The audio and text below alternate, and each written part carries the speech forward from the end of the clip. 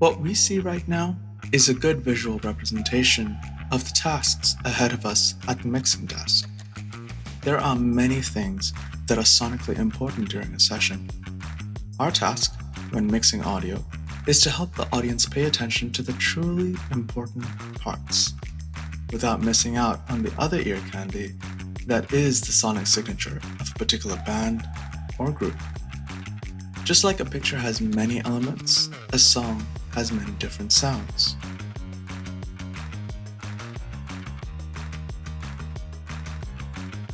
In a musical performance, many sounds compete for attention.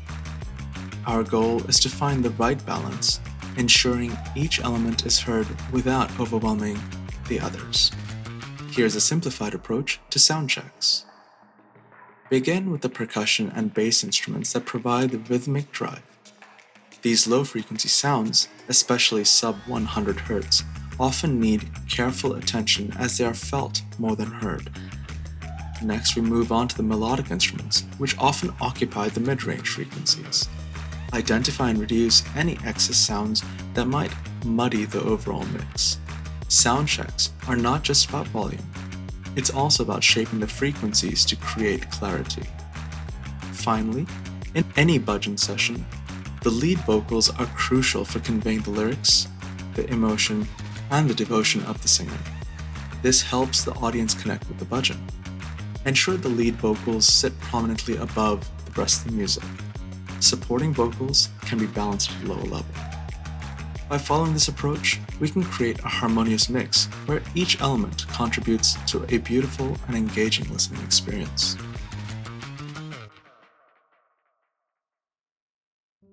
There are frequencies where an instrument resonates most strongly and can be emphasized.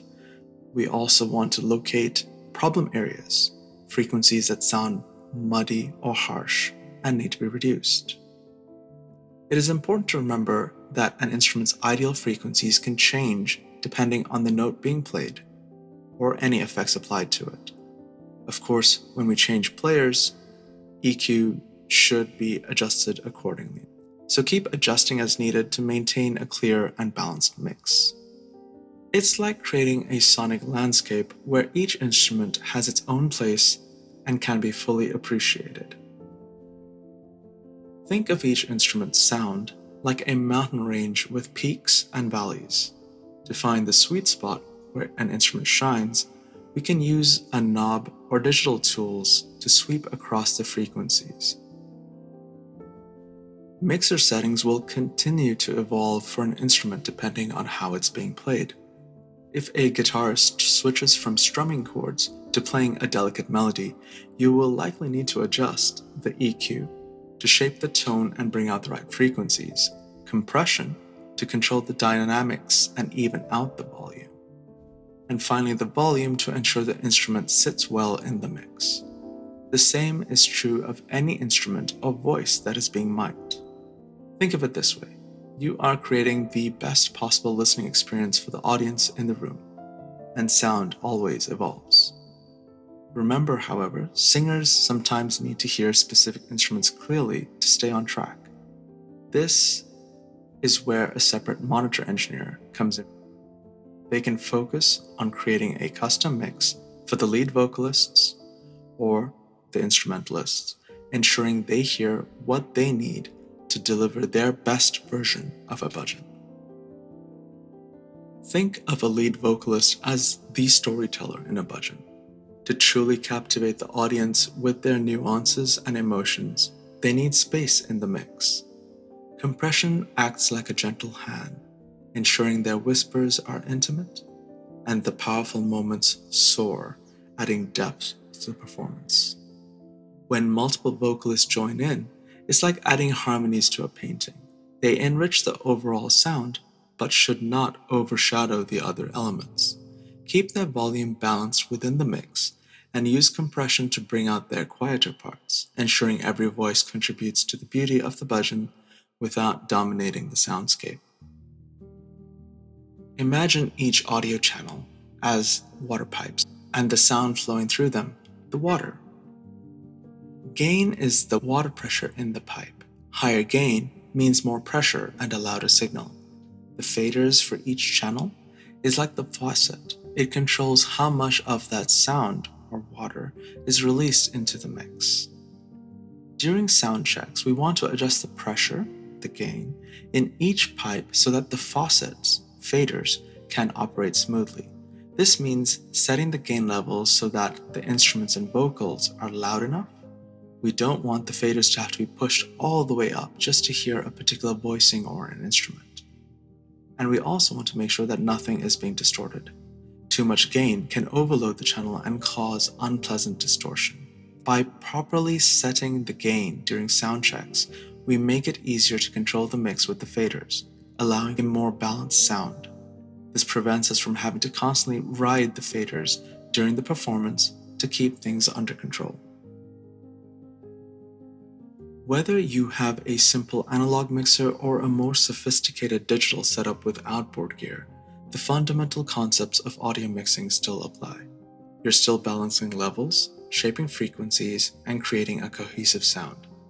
Some common effects you might encounter include reverb, which adds a sense of space and ambiance, delay, which creates echoes and rhythmic repetitions, chorus makes instruments sound fuller and richer. While these effects can add a special touch, remember that the foundation of a good mix lies in these core principles we have discussed. Don't get so caught up in the fancy tools that you forget the basics.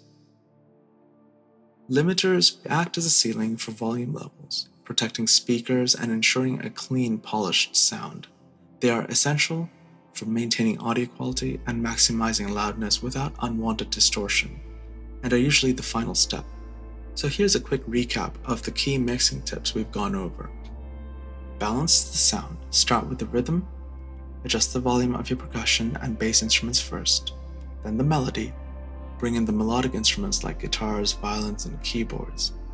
And finally, the vocals. Adjust the lead and backing vocals accordingly at the very end. Cleaning up the frequencies. For each instrument, use EQ to reduce any unwanted or muddy frequencies. Then, boost the frequencies that make the instrument shine. Avoid excessive loudness. Every space has different acoustics. Use a decibel meter to monitor the volume and prevent it from getting too loud, which can damage hearing. Let's think of microphones as having unique personalities. The frequency response curve for each microphone model is like their voice. Some mics are better at capturing high frequencies like cymbals, while others excel at capturing low frequencies like the bass drum or the baya. The frequency response curve helps us choose the right voice for each instrument. Next is the polar pattern of microphones. This is like their field of vision. Some mics see sound from all directions, like an omnidirectional mic, while others focus on sound coming from specific directions, like a hypercardioid mic. This helps us position the mic to capture the instrument we want while minimizing unwanted noise. Different situations call for different approaches to audio mixing. When we are mixing for a live venue, we want to focus on delivering the best sound to the audience in the room, considering how sound reflects off the walls and other objects. Monitor mixing is simpler as performers directly request the adjustments. Streaming mixes cater to listeners in various environments, potentially adding reverb to those listening at lower volumes, account for potential audio quality loss and other factors as we decide between mono or stereo sound. Lastly, there is the studio or post-production mixing. Take time to refine the audio mix, add depth to the vocals, and consider spatial effects. We can explore options like stereo or Dolby Atmos for a more immersive listening experience.